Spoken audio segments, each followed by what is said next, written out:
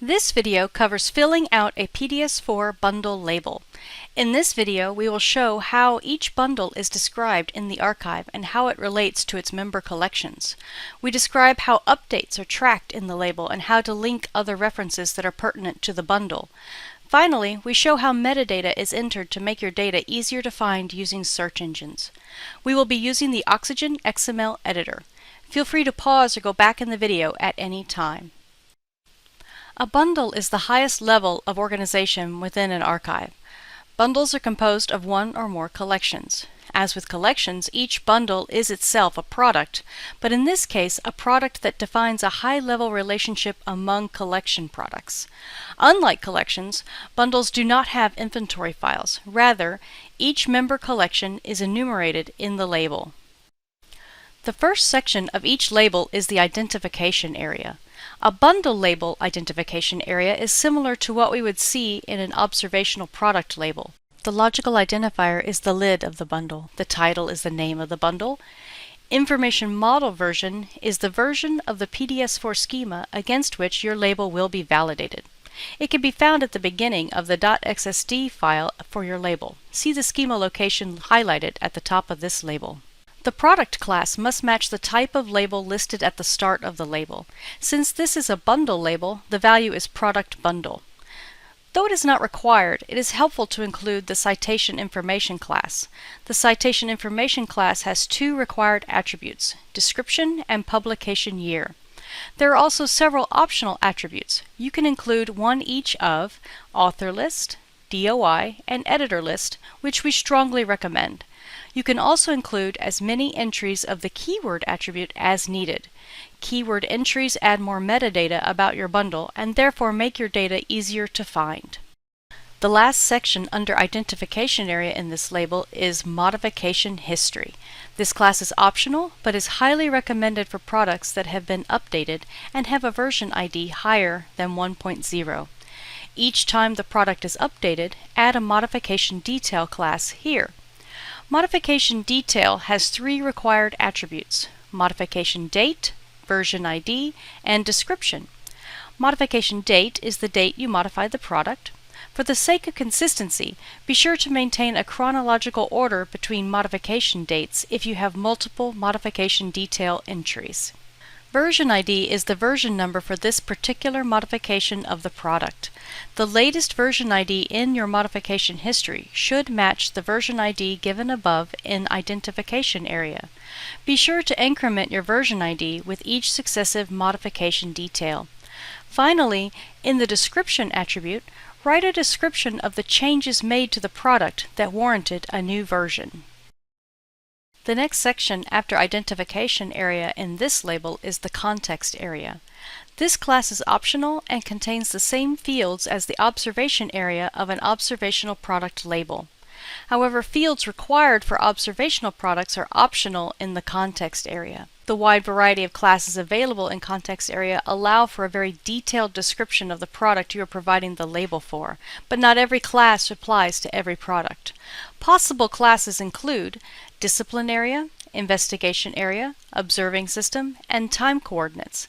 In our example, we have included investigation area, observing system, and target identification.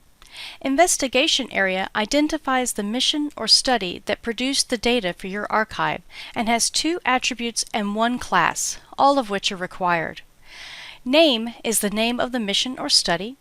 This label is from the Insight mission and therefore the name is Insight. Type must be one of the four following options: mission, observing campaign, individual investigation, or other investigation. Insight is a mission.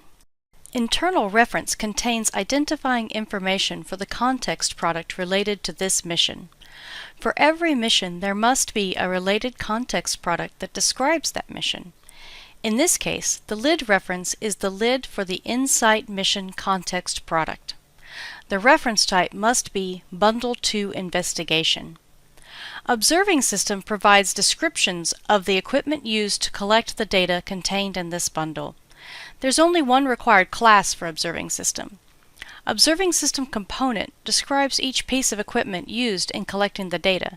Include one instance for each piece.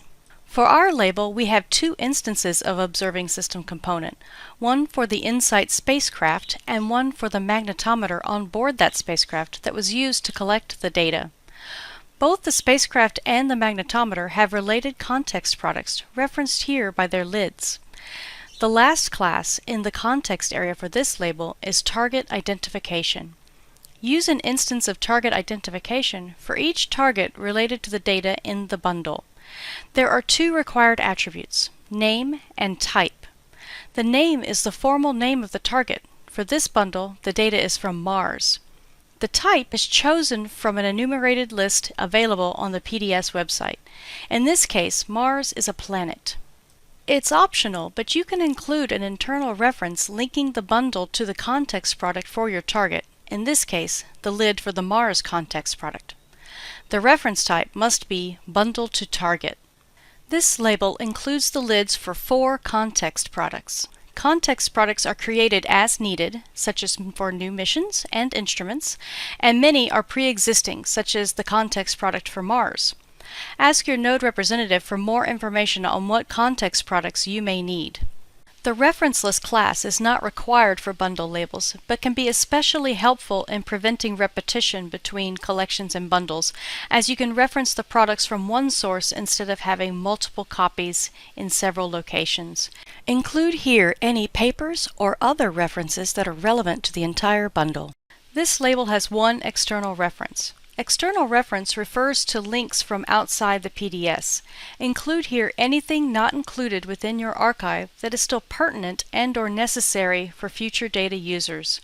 Because we can't point to a lid for a resource outside the PDS, this class includes attributes to help find or identify the resource, such as a DOI or a journal article title in reference text.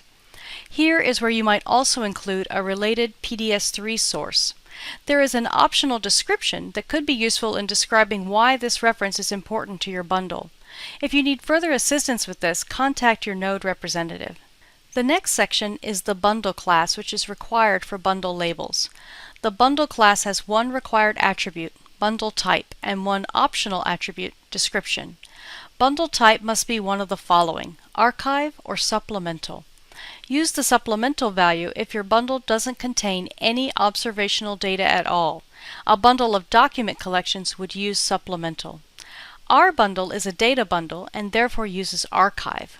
The description can have any explanatory comments that are not yet covered in the citation information class. The next area of the label points to a descriptive text file, such as a README file. It is not required, and you are allowed only one instance of this class in your bundle label.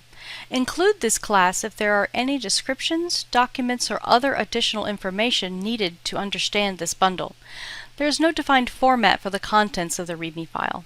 If you are including a README file, include the File Area Text class in your label. There are two required classes within File Area Text, File and Stream Text. File has only one required attribute, file name. This is the name of the README file included with the bundle when you submit the data.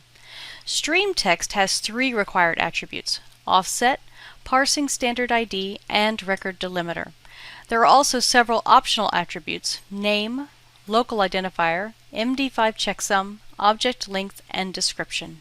The offset is the number of bytes from the start of the descriptive text file to the start of the header. If there is no header, like in this example, then the offset is 0. The parsing standard ID and record delimiter both describe the format of the content of the file. For this example, the parsing standard ID is 7-bit ASCII text, and the record delimiter is either carriage return line feed or line feed. As stated earlier, bundles are made of a set of collections. These collections are briefly described in the bundle label by the Bundle Member Entry class. There will be an entry for each collection comprising the bundle. At least one Bundle Member Entry class must be included.